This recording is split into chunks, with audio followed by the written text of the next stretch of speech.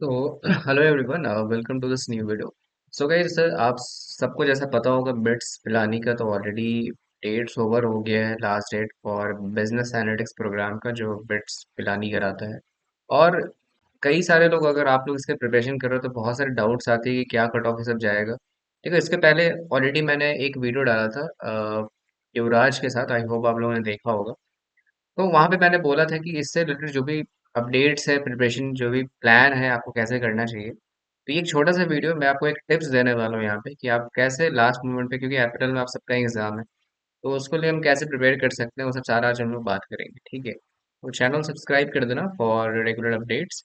तो अगर हम लोग बात करें यहाँ पे, तो आपके जैसे कि बैट एग्जाम में अगर हम लोग बात करें, तो टोटल जो फर्स्ट जो ए सेक्शन में होता है, तो ए सेक्शन में आपको यहाँ पे टोटल आपको यहाँ पे verbal, data interpretation and logical आपका रहता है। बाकी आपको यहाँ पे क्वांट्स रहता है। ठीक है, तो इसमें जो नॉर्मल आपका सिलेबस होता है, जैसे कि आप लोग अगर सी मैट दिए हो, कैट दिए हो, जैट दिए हो, या फिर आप बाकी कोई भी एग्जाम दिए हो, ठीक है, तो सबका सिलेबस सेम ही रहता है यहाँ पे।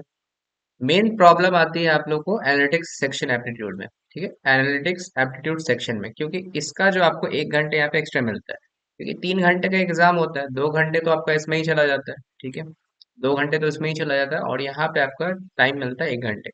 1 घंटे में आपको यहाँ पे आपको सारा कुछ, जैसे कि मैट्रिसेस हो गया जो आप 12th स्टैंडर्ड पे रहोगे, लीनियर अलजेब्रा, कोऑर्डिनेट ज्योमेट्री, ठीक है, बेसिक डिफरेंशियल इंटीग्रल कैलकुलस हो जाता है, न्यूमेरिकल एनालिसिस हो जाता है, प्रोबेबिलिटी, कॉम्बिनेशन, ठीक है, और बाकी प्रोग्रामिंग कुछ कॉन्सेप्ट आपको आना चाहिए, फंडामेंटल डेटा स्ट्रक्चर, ये सब हो जाता है इसमें, arrays, list, stacks and queues, और बूलियन अलजेब्रा। तो ये जो आपको सेक्शन है, अब मैं आपको बताऊंगा कि इस सेक्शन को आपको कैसे टैकल करना है। ठीक है, जो लोग अगर न्यू स्किल प्रिपरेशन कर रहे हो, अब देखो, ऑलरेडी आप लोगों ने कैट दिया नहीं दिया उससे फर्क नहीं पड़ता, आपको बैट देना ही पड़ता है फॉर सिलेक्शन क्राइटेरिया के हिसाब से, अगर हम लोग बात करें तो।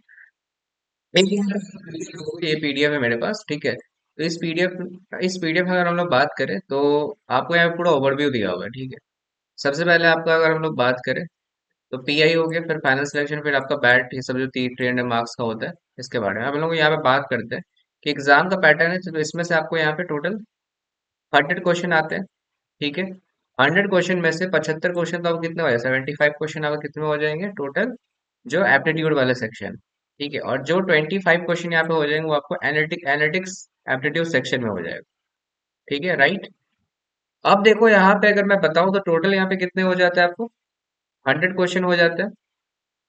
ठीक है, 100 क्वेश्चन हो गए यहाँ पे, और टोटल जो कितने क्वेश्चन यहाँ पे अगर मैं बताऊँ, यहाँ पे अगर इस पीडीएफ को अगर आप पढ़े होगे, ठीक है, तो इस पीडीएफ को पढ़े होगे, तो यहाँ पे आपको 2 घंटे मिलते हैं और यहाँ पे 1 घंटे मिलता है। तो there is no any sectional यहाँ पे कट ऑफ होता है, और यहाँ पे कोई सेक्शनल टाइमिंग है, बस आपको 2 घंटे इसमें है और आपको 1 घंटा इसमें मिलेगा। ठीक है, और अगर हम लोग बात करें यहाँ पे, तो टोटल आपको जो 100 यहाँ पे आपको क्वेश्चंस आते हैं, ठीक है, उसके बाद अगर हम लोग ये बात करें, तो 300 मार्क्स का ये टोटल पेपर होता है।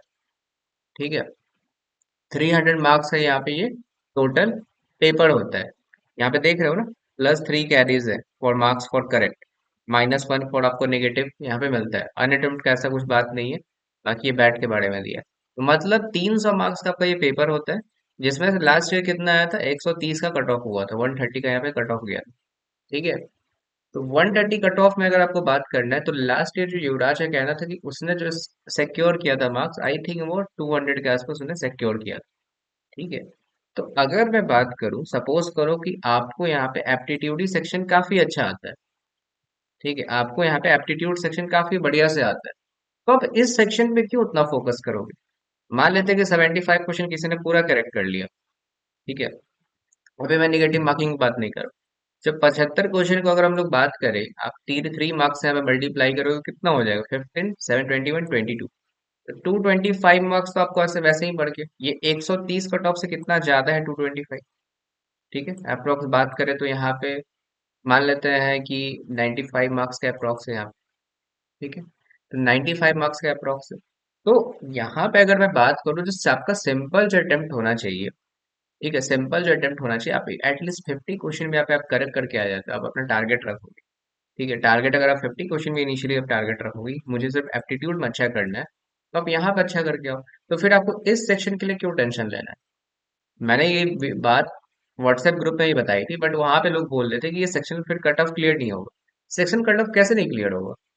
ठीक है। वहां पे मैंने इंटरव्यू में ये भी बात आप लोगों को सारा कुछ बताया था ऑलरेडी।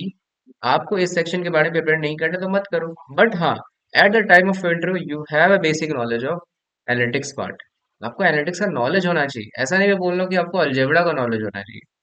आपको थोड़ा बहुत कोडिंग से रिलेटेड या फिर आपको जो भी नॉर्मल यहाँ पे बताया गया है कि एरे मतलब प्रोबेबिलिटी कॉम्बिनेशन, ये सब तो आप पढ़े ही होंगे। तो कुछ जरूरी नहीं है अगर बूलियन अलजेब्रा ये सब पढ़ने बैठोगे तो कितना टाइम बचेगा आपके पास? ठीक है, जो लोग ट्वेल्थ में पढ़े होगे उनको याद है वो कर लो, कोई दिक्कत नहीं है। बट जो लोग ऑलरेडी ट्वेल्थ में नहीं पढ़े हो, ठीक है, तो वो आप कहाँ से अभी ये अलजेब्रा बूलियन का कोई नाम ही नहीं सुने, वही सब करने जा रहे हो, फिर टाइम है नहीं आपके पास, आप अप्रैल महीने में आपका एग्जाम है। ठीक है। तो मेरा कहने का ये मतलब है कि आप इस सेक्शन में फोकस करो जिनका एनालिटिक्स पार्ट में कोई इंटरेस्ट नहीं है और वहां पे ऐसा कोई लेना देना इस सेक्शन में है नहीं। बाकी जो लोग ऑलरेडी ट्वेल्थ में पढ़े हो, ऑलरेडी उनको कॉन्सेप्ट याद है, तो आप ये सेक्शन में करो, बाकी कोई जरूरी नहीं है। There is no in make sense to like make this subject. ठीक है। ठीक है। क्योंकि यहाँ पे आपको पता ही नहीं है कि आपको कितने मार्क्स का सही होगा, क्योंकि ऑलरेडी मैंने ये जो वीडियो बना रहा हूँ क्योंकि बहुत लोगों को नहीं पता है कि कितना मार्किंग स्कीम होता है यहाँ पे। ठीक है, तो यहाँ पे ये चीज मैंने आपको क्लियर कर दिया आज। ठीक है, तो अब अच्छे से प्रिपरेशन करो।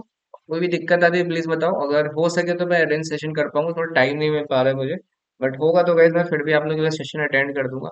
बाकी आप लोग बताना कहाँ दिक्कत आ रही है। ठीक है, any problem if you facing, please like put down in the comment section below. ठीक है, and all the best guys for your exam. बस यही मेरा एक छोटा सा अपडेट था, और आप लोग अच्छे से प्रिपरेशन करते रहो। ठीक है, तो चलो गाइस फिर मिलते हैं नेक्स्ट वीडियो में, and thank you for watching this video. Bye bye.